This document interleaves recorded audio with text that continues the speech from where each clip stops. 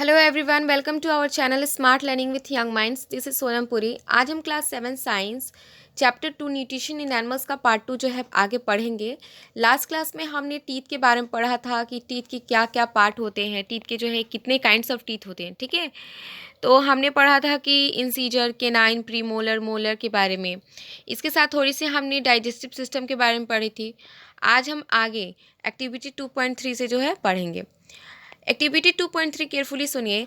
Take two test tube, label them A and B. आपको जो है दो टेस्ट ट्यूब लेने हैं और आप उसको लेबल कर दीजिए, एक टेस्ट ट्यूब ए और दूसरा B. In test tube A put 1 teaspoon of boiled rice. आपको जो आपने जो टेस्ट ट्यूब लिया है, जो कि जिसमें आपने लेबल किया है ए, उसमें आपको 1 चम्मच भर के बॉइल्ड राइस लेना है। ठीक है।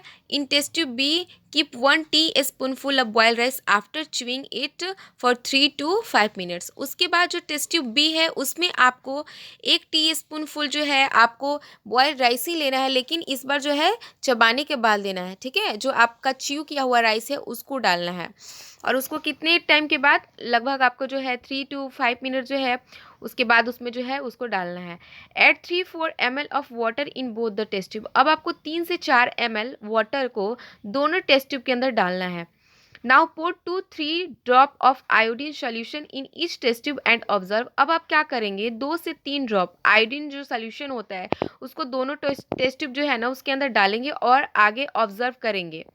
Y is there is change in colour in the test tube. तो आप जो है टेस्ट ट्यूब के अंदर कलर चेंज देखते हो, तो ऐसा क्यों होता है वही बताया जा रहा है कि discuss the result with your classmate and your teacher. तो आप जो है अपने क्लासमेट और टीचर से जो है डिस्कस करो कि ऐसा क्यों होता है, मतलब कि ये सारी चीज़ें जो है ये क्यों होती हैं, आप क्या ऑब्जर्व करते हैं, उन सारी चीज़ों को क्या करना है, हमें समझना है। ठीक है, आप देखिए। Saliva break down the starch into sugar. आपको पता है कि जो हमारा माउथ है उसमें सलाइवा भी प्रोड्यूस होते हैं। ठीक है, तो सलाइवा क्या करते हैं, हमारे फूड को लिब्रिकेट करते हैं, मॉइस्ट बनाते हैं। तो इससे क्या होता है, फूड जो है मॉइस्ट होता है, सॉफ्टन होता है और हम उसको निगल पाते हैं। राइट, सलाइवा जो है जो भी स्टार्च होते हैं उनको शुगर में भी वो ब्रेकन डाउन करता है, उसको तोड़ता है। इसके साथ the tongue is a fleshy muscular organ attached at the back to the floor of the buccal cavity. आपको पता होगा कि जो हमारा टंग होता है, जो हमारी जीभ होती है, वो काफ़ी फ्लैशी होता है ना, मस्क्यूलर होता है। ठीक है, फ्लैशी होती है ना, मस्क्यूलर होती है। एक मस्क्यूलर ऑर्गन है जो कहाँ अटैच्ड होता है, तो जो हमारा बकल कैविटी है उसके जो बैक साइड जो फ्लोर है उससे वो अटैच्ड होता है। इसके साथ it is free at the front end can be moved in all direction. और जो हमारा टंग है वो जो है क्योंकि वो मस्क्यूलर होता है, हम क्या कर सकते हैं उसको जो है किसी भी डायरेक्शन में, मतलब कि हमें जिस भी डायरेक्शन में मूव कराना है हम उसको मूव करा सकते हैं। ठीक है। Do you know the function of tongue. We use our tongue for talking. इसके साथ जो है हमें पता है कि हमारा टंग कितना हेल्पफुल होता है, बहुत सारे फंक्शन में वो मतलब हेल्प करता है। जैसे कि अगर आपको जो है अपने टंग को मूव कराना है तो करा सकते हो। इसके साथ जो फूड हम खाते हैं उस फूड को जो है वो मॉइस्ट कर, मतलब कि उस फूड को क्या करता है, सलाइवा के साथ मिक्स करने में भी वो हेल्प करता है। इसके साथ with the help of tongue हम बातें भी करते हैं। तो मतलब कि बॉडी में अगर कोई भी चीज़ है, कोई भी ऑर्गन है, बॉडी के कोई भी पार्ट है, तो सबका अपना क्या है, अपना जो है रोल है। Beside it mixes with saliva, mixes saliva with the food during chewing and help in swelling food. जो मैंने आपको अभी बताया कि ये क्या करता है, सलाइवा, सलाइवा को फूड के साथ वो मिक्स करेगा जब हम फूड को चबाते हैं और निगलने में भी हेल्प करता है। We also taste food with our tongue. इसके साथ जो हमारा टंग होता है वो क्या करता है, फूड को टेस्ट करता है, क्योंकि हमें पता है कि जो हमारे टंग होते हैं उसमें क्या होते हैं, टेस्ट बड होते हैं। जैसे कि आपको अगर मैं शो करूँ, यहाँ पे आपको मैं दिखाती हूँ। यहाँ देखिए आप, यहाँ जो है यहाँ पे आपको बताया भी गया है ना, we also taste our food with our tongue. और यहाँ 1 मिनट में आपको शो करती हूँ, यहाँ पे टेस्ट बर्ड के बारे में बताया गया है, बताया गया ना, क्योंकि आपको पता होगा कि हमारा जो टंग होते हैं उसमें टेस्ट बर्ड्स होते हैं और यही टेस्ट बर्ड जो है वो सेंस करते हैं, वो चीज़ों को पता करते हैं, डिटेक्ट करते हैं कि हम जो एक फूड खा रहे हैं उसका टेस्ट आखिर है कैसा। तभी तो हम पता करते हैं ना कि कोई चीज़ जो है सॉल्टी है या बिटर है या स्वीट है। ठीक है। अच्छा, आप लोग को पता होगा कि हमारे जो टंग होते हैं ना उसमें अलग अलग पार्ट में क्या होते हैं, टेस्ट बड होते हैं, तो अलग अलग चीज़ों का जो है वो सेंसेशन करता है। जैसे मैं आपको दिखाऊं, आप यहाँ पे देखिए, यहाँ पे आप टंग का जो है डायग्राम देख रहे हो। ठीक है, तो आप टंग का डायग्राम देख रहे हो तो इसमें क्या देख रहे हैं आप, इसमें देख रहे हो कि ये जो है अलग टेस्ट बड है, यहाँ पे अलग है, यहाँ पे अलग है। तो ये जो अलग अलग जो यहाँ पे पोर्शन को लेबल किया हुआ है, मतलब ये क्या बताता है कि अलग अलग जो टंग के अंदर जो पोर्शन है वो अलग अलग टेस्ट के लिए रिस्पॉन्सिबल होते हैं। तो जो लास्ट वाला जो बैक साइड है ना, बैक साइड वाला किस चीज़ के लिए होता है, वो बिटरनेस के लिए होता है। देखना अधिकतर लोग, एक मैं इंटरेस्टिंग बात बताऊँ, अधिकतर लोग को जब दवा खाना होता है तो क्या करते हैं, वो मेडिसिन को ना ये बैक साइड वाले पोर्शन में रखते हैं। जानते हो क्यों? क्योंकि उनको लगता है कि हम जल्दी रखेंगे वहाँ पे और निगल लेंगे तो फिर क्या होगा, जल्दी से मतलब वो मेडिसिन अंदर चला जाएगा। बट ऑलरेडी ये जो पोर्शन है बिटरनेस के लिए, और उस पर आप कड़वी दवा रखोगे तो फिर क्या होगा, वो तो और भी कड़वी लगेगी ना। तो नेक्स्ट टाइम से आप लोग ये गलती ना करें, ठीक है। अब देखिए हमने यहाँ तक समझ लिया। अब हम जो है आगे पढ़ते हैं। जैसे कि यहाँ पे बताया कि we also taste our food with our tongue, ये हमने समझ लिया। और टेस्ट, और जो टंग होते हैं उसमें टेस्ट बर्ड होते हैं जो कि फूड को टेस्ट करता है। अब हम पढ़ते हैं sweets and tooth decay. Normally bacteria are present in our mouth but they are not harmful to us. जो नॉर्मली अगर बात करूँ बैक्टीरिया, हमारे माउथ में तो बैक्टीरिया होते हैं ना, तो ये जो है ऐसे तो हार्मफुल नहीं है। बट अगर मैं बात करूँ कि if we do not clean our teeth and mouth after eating, many harmful bacteria also begin to live and grow in it। तो लेकिन अगर हम अपने दांतों की सफाई नहीं करते हैं, माउथ को प्रॉपर वॉश नहीं करते हैं खाने के बाद या फिर खाने से पहले, तो बहुत सारे ऐसे हार्मफुल बैक्टीरिया होते हैं वो माउथ में रहना शुरू करते हैं और वो ग्रो करते हैं। इसके साथ this bacteria break down the sugar present from the left over food and release acid. आपको पता होगा कि जब भी हम फूड खाते हैं तो फूड खाने के बाद ऐसे बोला जाता है ना कि जो है ब्रश कर लो। ऐसा क्यों? क्योंकि हो सकता है कि फूड खाते वक्त जो है कोई फूड का पार्टिकल जो है टीथ में जो है फंस जाए, होता है ना। तो क्या होता है, यही जो माउथ के अंदर जो हार्मफुल बैक्टीरिया होंगे, जब इन हमारे फूड में क्या होता है, शुगर होता है ना, तो जब ये हार्मफुल बैक्टीरिया हमारे फूड के अंदर जिसमें शुगर होता है उसको ब्रेक डाउन करते हैं ना, तो एसिड रिलीज होता है। और एसिड हमारे टीथ के लिए क्या होता है, हार्मफुल होगा ना। एसिड तो हमें पता है, एसिड तो खराबी होता है। तो एसिड क्या करता है, जब वो एसिड को रिलीज करते हैं फूड के ब्रेक डाउन करने के दौरान, तो वो एसिड जो होता है हमारे टीथ को डैमेज करता है। और इसी के लिए हम इसको क्या कहते हैं, इसी के लिए हम इसको कहते हैं टूथ डीके। क्या बोलेंगे, इसको जो है हम टूथ डीके कहेंगे। इसके साथ if it is not treated in time it causes severe tooth decay and in extreme cases result in tooth loss. तो अगर हम प्रॉपर टाइम पे इसको जो है सही समय पे इलाज नहीं करते हैं तो हमारा दांत टूट जाएगा, टूथ लॉस होगा, ठीक है। इसलिए जो हमारे बड़े होते हैं तो बोलते क्या है कि जो चॉकलेट्स हैं, जो स्वीट्स हैं, सॉफ्ट ड्रिंक्स हैं, ऐसी चीज़ें जिसमें काफ़ी ज़्यादा शुगर होता है उसको थोड़ा अवॉइड भी करना चाहिए। क्यों? क्योंकि हमें पता है एक तो ऑलरेडी जो है इसमें इतना अमाउंट है शुगर का, चॉकलेट स्वीट्स में तो शुगर बहुत ज़्यादा होता है ना। ऊपर से जब बैक्टीरिया क्या करेंगे, ब्रेक डाउन कर रहे हैं, तो फिर क्या होगा, वो एसिड को रिलीज करेगा और काफ़ी ज़्यादा हद तक हमारा दांत जो है ख़राब हो जाएगा। इसके साथ हमारा दांत टूट जाएगा, दांतों में कैविटीज़ हो जाती हैं, ठीक है। Therefore one should clean the teeth with a brush और दातून एंड डेंटल फ्लॉस। इसीलिए हमें क्या करना चाहिए, सही समय पे और जो है प्रॉपर तरीके से हम अपने दांतों की सफाई करें। और क्या कर सकते हैं, हम डेंटल फ्लॉस का यूज कर सकते हैं। डेंटल फ्लॉस आखिर होता क्या है, तो एक स्पेशल सी, एक स्ट्रॉन्ग सी थ्रेड होती है जो कि जो दांत के बीच में जो अगर मान लो फूड पार्टिकल फंस गया ना, तो उसको वो साफ करने के लिए, उसको रिमूव करने में वो मदद करती है, ठीक है। तो एटलीस्ट अगर बात करूँ तो ट्वाइस अ डे तो हमें अपने टीथ को क्लीन करना ही चाहिए। एवरी मील के बाद प्रॉपर अपने माउथ को वॉश करना चाहिए, ठीक है। और कोई भी हमें गंदी चीज़ें, अगर इसके साथ मान लो कि कोई अनवॉश्ड ऑब्जेक्ट है, तो मान लो कि फ्रूट ही खा रहे हो, तो फ्रूट अगर धुला हुआ नहीं है तो उसको नहीं खाना चाहिए डायरेक्टली, क्योंकि ऑलरेडी उसमें बहुत सारे जर्म्स होंगे, माउथ में जाएंगे और प्रॉब्लम क्रिएट करेगा। और गंदे हाथों से जो है वो फिंगर्स जो है वो भी उसमें जो है क्या करना चाहिए, नहीं डालना चाहिए माउथ में, ठीक है। इतनी चीज़ें समझ में आ गई। आई होप कि जितना मैं पढ़ाई हूँ आपको समझ में आ रहा है। बहुत ईजी है और बहुत इंटरेस्टिंग है, ठीक है।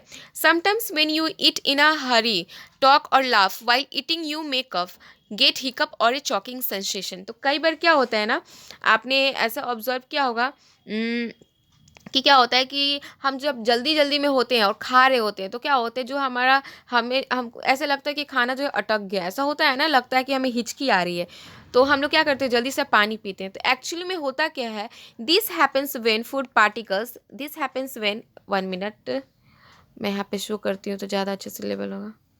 1 मिनट देखिए। This happens when food particles enter the wind pipe. तो ऐसा क्यों होता है कि जो फूड पार्टिकल होते हैं ना, वो क्या होते हैं, वो फूड पाइप की जगह वो विंड पाइप में चले जाते हैं। क्या होता है, वो फूड पाइप की जगह वो विंड पाइप में चले जाते हैं। एक्चुअली में होता क्या है कि फूड पाइप और विंड पाइप दोनों जो है एक दूसरे के पास ही होते हैं, ठीक है। तो हो सकता है कि फूड को जाना था फूड पाइप में, तो वो गलती से किस में चला गया, विंड पाइप में। तो अगर मान लो कि कभी बड़ा पीसेस अगर फूड का जो है चला जाता है विंड पाइप में, तो वो तो प्रॉब्लम क्रिएट करेगा ना, प्रॉब्लम क्रिएट करेगा कि नहीं। इसीलिए बोला जाता है कि कभी खाते वक्त तो कम से कम बात करनी ही नहीं चाहिए, क्योंकि इससे अपना ही नुकसान है ना, कि अगर हम बात करते हैं खाते वक्त तो फूड पाइप की जगह अगर विंड पाइप में चला जाएगा तो हो सकता है कि डेथ भी हो जाए, अगर बड़ा पीस फूड का चला गया तो। समझ में आ रहा है। This happens when food particles enter the wind pipe, ये हमने समझ लिया। The wind pipe carries air from the nostril to the lungs. इसके साथ जो विंड पाइप होते हैं जिसको कि हम श्वास नली कहते हैं, ये क्या करते हैं, जो एयर होता है, हम हमारे जो नोज होते हैं, नोज में नॉस्ट्रिल्स होती है ना दो, नॉस्ट्रिल्स का मतलब क्या, जो दो ओपनिंग होती है नाक की, उसको हम बोलते हैं, ठीक है। तो जब हम सांस लेते हैं तो नॉस्ट्रिल के थ्रू एयर जाता है अंदर और लंग्स तक जाएगा, तो इसको कैरी कौन करता है, तो ये विंड पाइप ही कैरी करता है, जो कि जस्ट किसके बगल में होता है, वो बगल में होता है आपका जो फूड पाइप है उसके बगल में, ठीक है। इसीलिए केयरफुली खाना चाहिए। मान लो कि जो है बात करते हुए खा रहे हैं, गलती से फूड पाइप की जगह विंड पाइप में चला जाएगा तो प्रॉब्लम हो जाएगी। But inside the throat air and food share A common passage. लेकिन गले के अंदर अगर बात की जाए तो एयर और फूड का जो है वो कॉमन पैसेज है।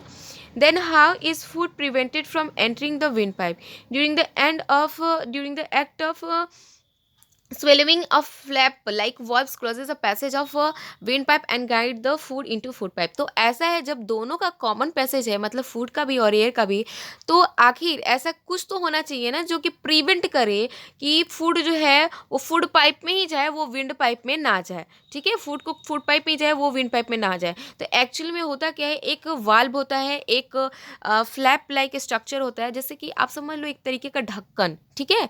एक एग्जाम्पल लेके मैं समझा रही हूँ। ढक्कन होता क्या है, मतलब एक ढक्कन की तरह ही आप समझ लो यहाँ पे काम कर रहा है। तो ये क्या करेगा, जब फूड इसमें आएगा ना फूड पाइप में, तो ये विंड पाइप को क्या करेगा, वो जो फ्लैप लाइक कवरिंग होगा वो उसको कवर कर लेगा, ताकि फूड जो है वो विंड पाइप में ना जाकर वो सिर्फ और सिर्फ किस में जाए, तो आपके फूड पाइप में ही जाए, ठीक है। तो इस तरीके से, नहीं तो बाद में प्रॉब्लम होगा। If by chance food particle enter the wind pipe we feel choked and get hiccup और कफ। इसीलिए अगर बाई चांस चला भी जाता है तो हमें हिचकी आने लगती है, हमें खांसी आने लगती है, तो तुरंत हम क्या करते हैं, हम पानी पीते हैं, ठीक है। अब देखिए, अब जो है हम नेक्स्ट पढ़ते हैं। नेक्स्ट जो है हम ये वाला पोर्शन पढ़ेंगे फूड पाइप के बारे में, जिसके बारे में हम कब से बात कर रहे हैं, फूड पाइप और फूड पाइप जिसको कि मीसोफिगस पे यहाँ पे बोल सकते हैं। देखिए यहाँ पे this swelled food passes into the food pipe और ईसोफिगस। जो हमारा निगला हुआ भोजन है, फूड को आपने च्यू किया, वो निगलोगे तो कहाँ जाएगा, तो फूड पाइप में जाता है, जिसको कि मीसोफिगस भी बोल रहे हैं यहाँ पे।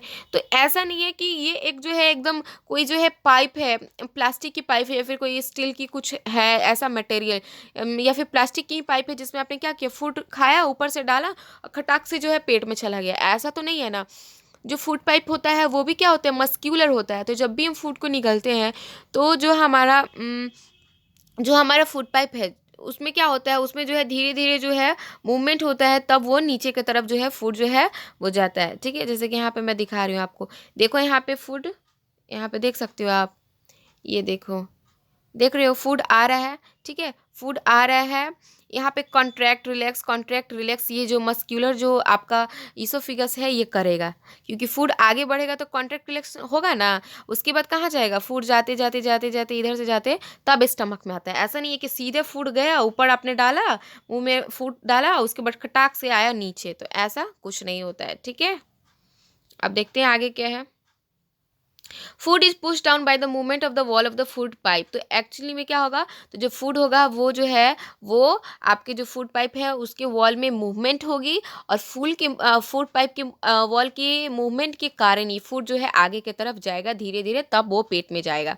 Actually this movement takes place throughout the alimentary canal and pushes the food downward. तो ये जो मूवमेंट होती है ये एलिमेंट्री कैनल के थ्रू हो रही है, और फूड को वो कहाँ, नीचे की तरफ वो भेजेगा।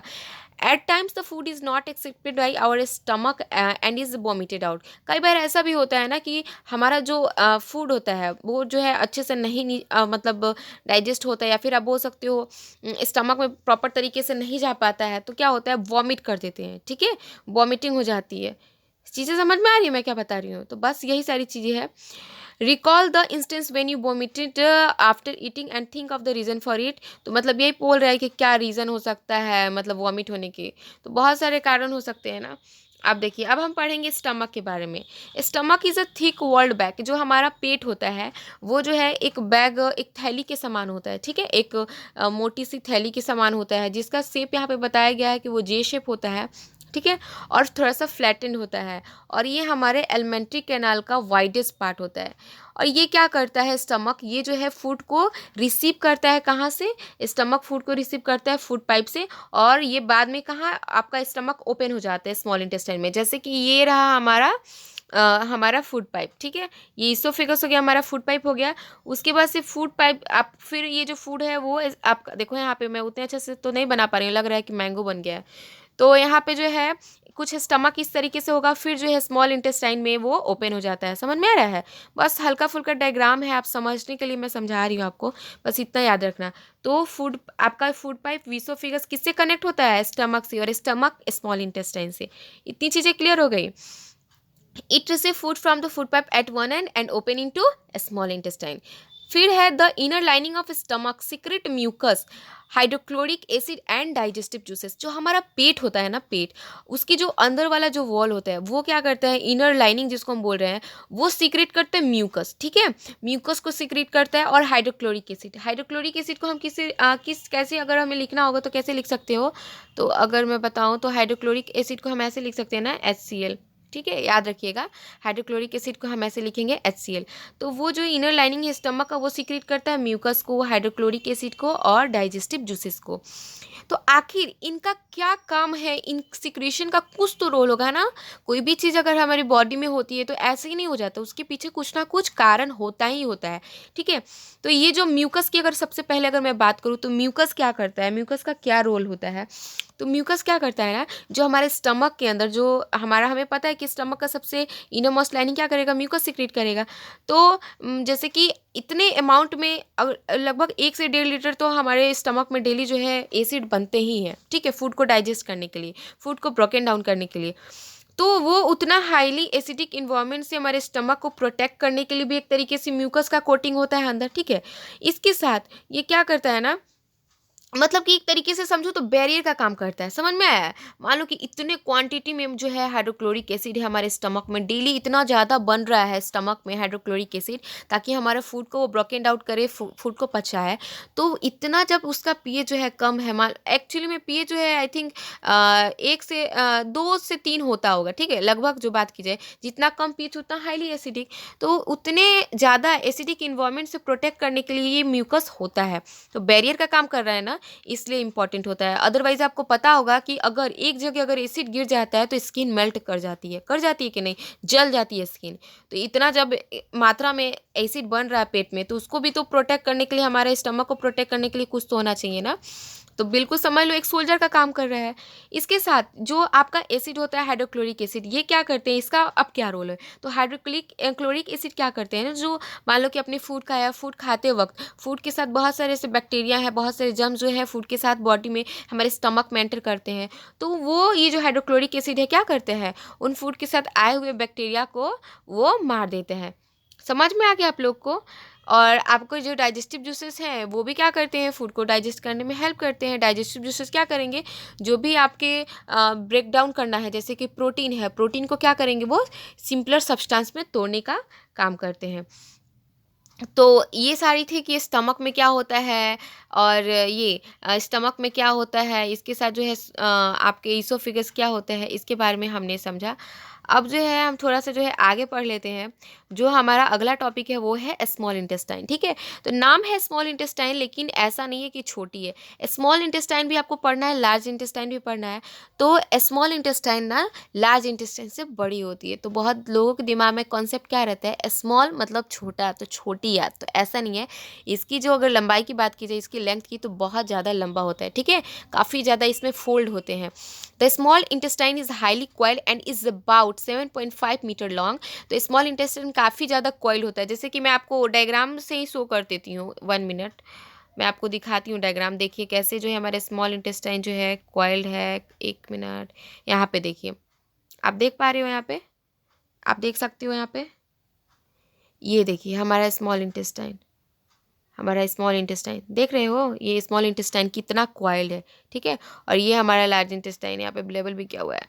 तो ये हमारा स्मॉल इंटेस्टाइन जो है कितना हाईली क्वाइल्ड है। और मैंने आपको स्टार्टिंग में बताया था कि ये हमारा इसोफेगस था, किससे कनेक्ट था, स्टमक से, और स्टमक किससे कनेक्ट था, स्मॉल इंटेस्टाइन से, ठीक है। अब देखते हैं, अब जो हम आगे पढ़ते हैं,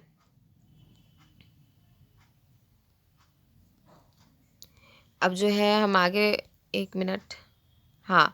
तो हमने पढ़ा कि स्मॉल इंटेस्टाइन हाईली क्वाइल होते हैं और लगभग इनकी लेंथ की बात की जाए कितना लंबा होता है, 7.5 metre long. Can you imagine कितना ज़्यादा लंबा होता है। It receive secretion from the liver and the pancreas. और ये क्या करता है स्मॉल इंटेस्टाइन, जो भी लीवर से सिक्रेशन होता है और जो पेनक्रियाज से सिक्रेशन होता है उसको वो रिसीव करता है। Beside it's wall also secreted juices. तो ये रिसीविंग का तो काम करता ही, लीवर से जो सिक्रेशन होता है पेनक्रियाज से, इसके साथ ये क्या करता है, यानी ये जूसेस को भी सिक्रेट करता है। मतलब कि स्मॉल इंटेस्टाइन भी क्या करता है, वो जूसेस को सिक्रेट करता है।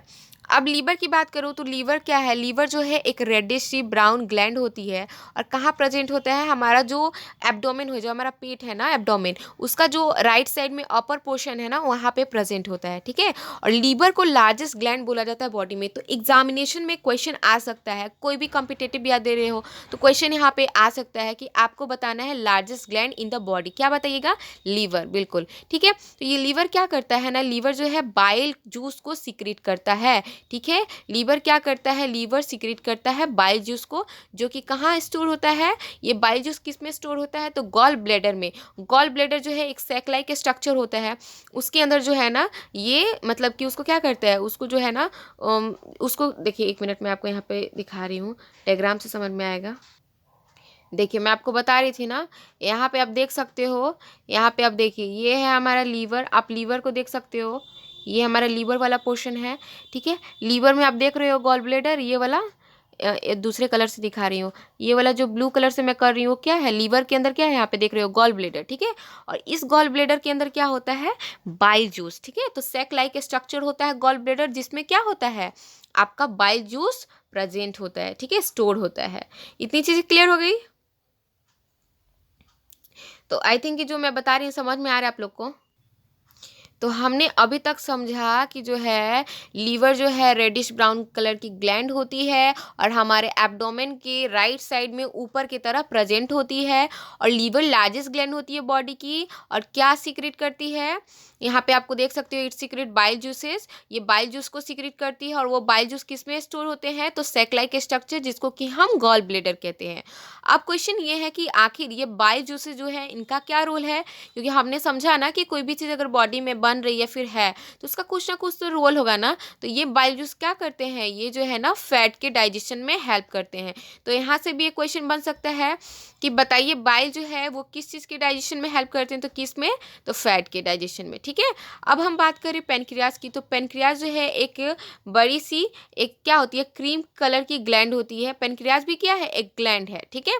लीवर भी क्या है, एक ग्लैंड है। लीवर भी क्या है, लीवर भी जो है वो एक ग्लैंड है। और पेनक्रियाज भी एक क्रीम कलर की ग्लैंड होती है, जो कहाँ होती है, जस्ट स्टमक के नीचे होती है, ठीक है। Pancreatic juices act on carbohydrate, fats and protein and change them into simpler form. इसके साथ जो पेनक्रियाटिक जूसेस होते हैं ये क्या करते हैं, किस पे कार्य करते हैं, जो कार्बोहाइड्रेट हैं, जो फैट है, जो प्रोटीन है, ठीक है। और उनको क्या करते हैं, ये सिंपलर फॉर्म में तोड़ने का काम करते हैं। समझ में आ गया। The partially digested food now reaches the lower part of a small intestine, where the intestinal juice complete the digestion of all component of food. तो जो partially digested food होते हैं ना, वो small intestine के निचले वाले हिस्से में जाते हैं, जहाँ पे intestinal juice क्या करता है, जो मान लो कि अभी आधे फूड डाइजेस्ट हुए हैं आधे नहीं हुए हैं, उनका वहाँ पे वो कंप्लीट ब्रेकडाउन करेगा, कंप्लीट डाइजेशन ऑफ फूड करेगा। मतलब क्वेश्चन यहाँ पे भी बन रहा है कि आप बताइए कहाँ पे कंप्लीट डाइजेशन होता है फूड का, तो हमारा आंसर है स्मॉल इंटेस्टाइन, ठीक है। इसके बाद carbohydrate get broken down into simpler sugar such as glucose and fat into fatty acid and glycerol and protein into amino acid. तो अब क्वेश्चन ये है कि आप बताइए, जब कंप्लीट डाइजेशन हो रहा है फूड का, तो जो कार्बोहाइड्रेट हम लोग खाते हैं, तो कार्बोहाइड्रेट जो है ब्रेक डाउन होने के बाद किस पे कन्वर्ट होता है, टूटता है। तो कार्बोहाइड्रेट जो है वो ब्रेक डाउन होते हैं सिंपल शुगर में, किस में, तो जैसे कि कार्बोहाइड्रेट के बारे में हमने समझा कि वो जो है टूटते हैं तो किस में कन्वर्ट होंगे, जैसे सिंपल शुगर, जैसे ग्लूकोज। फैट टूटेंगे तो किस में, फैटी एसिड एंड ग्लिसरॉल। और प्रोटीन टूटते हैं तो अमीनो एसिड, ठीक है, अमीनो एसिड में टूटेंगे। तो ये वाला जो पोर्शन है ना, ये वाला जो पोर्शन है जो मैं आपको बता रही हूँ, ये वाला जो पोर्शन है, इसको प्लीज़ आप लोग याद रखना, यहाँ से भी क्वेश्चन बनता ही बनता है। तो बस आज हम इतना ही पढ़ेंगे, और जो नेक्स्ट क्लास होगा उसमें जो है आगे का जो भी पोर्शन है उसको हम समझेंगे। बट आई थिंक कि जितना भी मैं पढ़ाई हूँ आपको समझ में आया है। तो अगर आपको हमारा वीडियो अच्छा लगा है तो लाइक कीजिए, अपने जो व्यूज़ हैं उसको जो है शेयर कीजिए, और जो है आपको जो है और किस टॉपिक में प्रॉब्लम है वो भी हमें जो है कमेंट जो है करके बताइए, तब जो है हम जो नेक्स्ट वीडियो है हम उस पर बनाएंगे। तो बस आज के लिए इतना ही। Thank you so much.